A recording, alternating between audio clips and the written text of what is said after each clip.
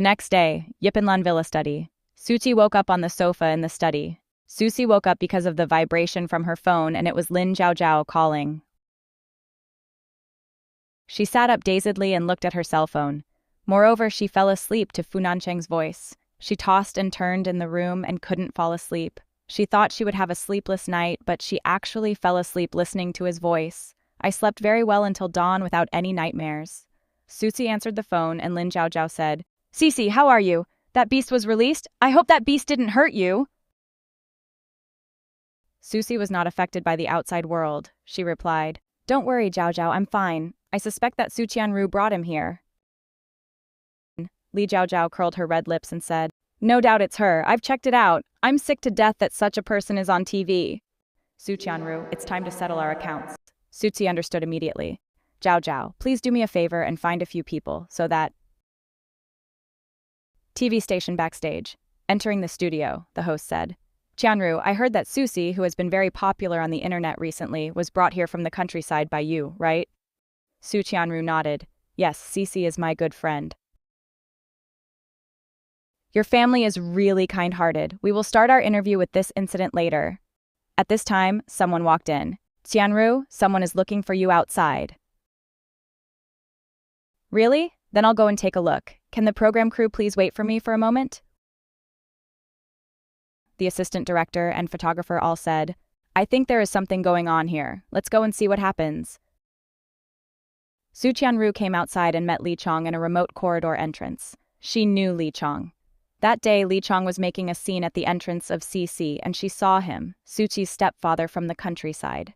Su Qianru didn't want to get close to this country bumpkin, she said with a disgusted expression. "What were you doing here? Why are you looking for me instead of Zhuxi?" Li Chong looked Su Qianru up and down. Su Qianru was wearing the latest custom-made Chanel dress. She had the air of an upper-class socialite and looked very rich. He chuckled twice. "Su Qianru, I'm your father. What's wrong with me coming to see you?" "What?" Su Qianru froze. Su Qianru jumped up as if someone stepped on her tail. She took several steps back, far away from Li Chong, and shouted angrily, "What are you talking about? My father is Su Changrong. Mr. Su, who do you think you are?"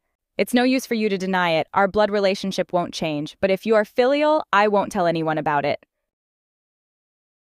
Su Qianru extremely hated the man in front of her. She felt that his dirty blood was about to defile her, and she tried desperately to wipe off this stain.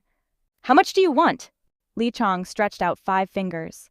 "What? 5 million? Why don't you go rob a bank?" "I heard that you are here for an interview today. Do you think the TV station is interested in your background?" This Li Chong is threatening her. Su Qianru's eyes turned fierce. She wished Li Chong would disappear from this world. But not now. She must keep him steady and not let him talk nonsense. She can't let the matter of the real and fake daughter be exposed. "Okay, I'll give you 5 million, but you must bring Zhuxi back to the countryside." Su Qianru put forward her own conditions. Li Chong smiled obscenely. That was the original plan.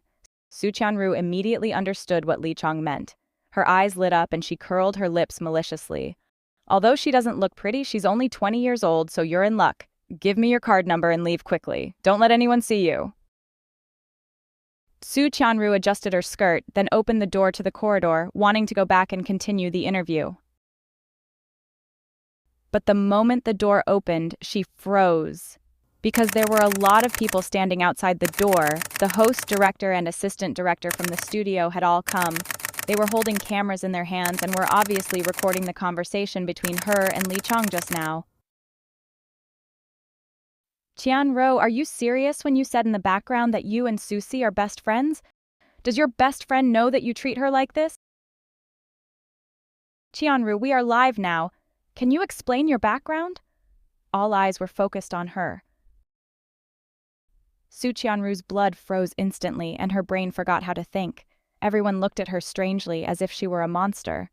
No comment! Su Qianru reacted and immediately ran away. The park outside the TV station. At this moment, someone stepped forward and approached him step by step with a satisfied look. The clear and pleasant sound of shoes sounded.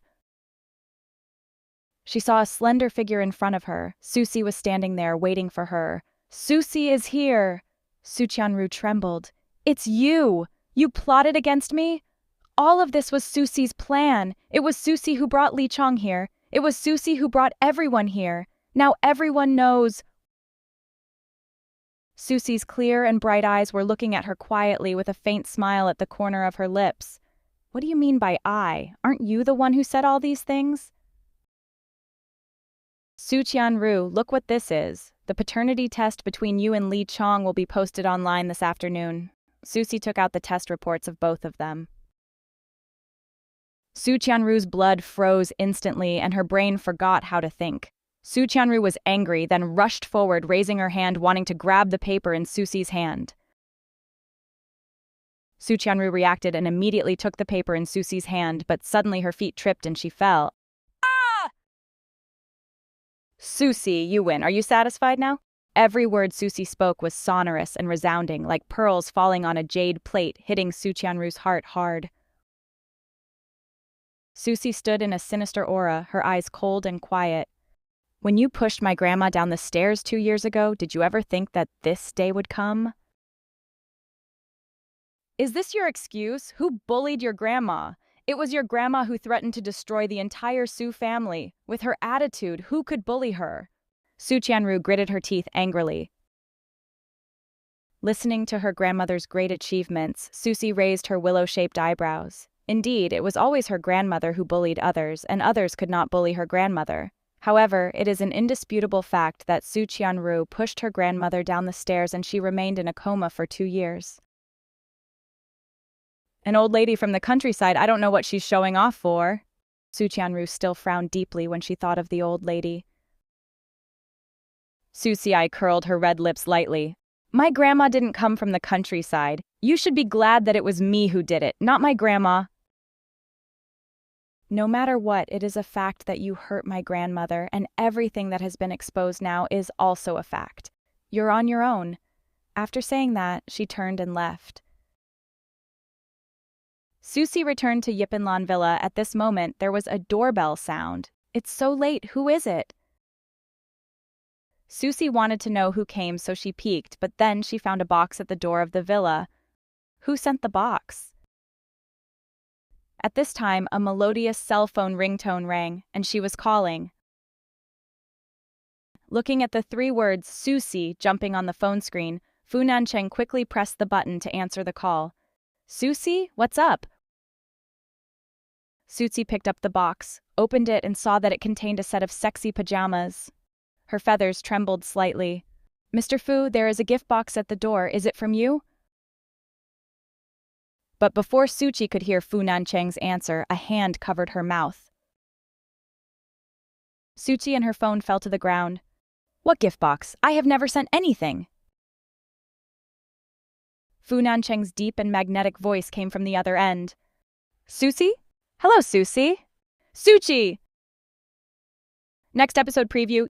You! Who are you? How dare you ruin my good thing? Seeing someone breaking in, Li Chang immediately took out a knife and stabbed Fu Nancheng. The knife emitted a chilling light. Zhuxi's heart tightened and she suddenly shouted, Fu Nancheng, be careful! Fu Nancheng did not dodge. When the knife stabbed at him, he stretched out his big bony hand and grabbed the sharp knife. Zhuxi's pupils shrank. He caught the knife with his bare hands. Was he trying to die? Li Chang obviously didn't expect this, and he was stunned.